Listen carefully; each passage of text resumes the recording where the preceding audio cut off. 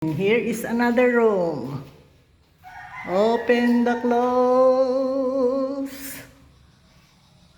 Oh. Ang standby ng aircon. Very nice to see.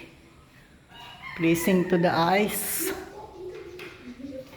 Ano na naman titingnan natin dyan? Wala namang makikita dyan. Dito ang side. Andun yung aming Jetmatic.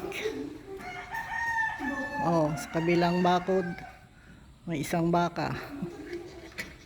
Papunta doon sa gate. Tingnan natin yung likuran. Open the door. Andiyan ang kulit. Yan naman ang aming backyard. Full of trees. There you are.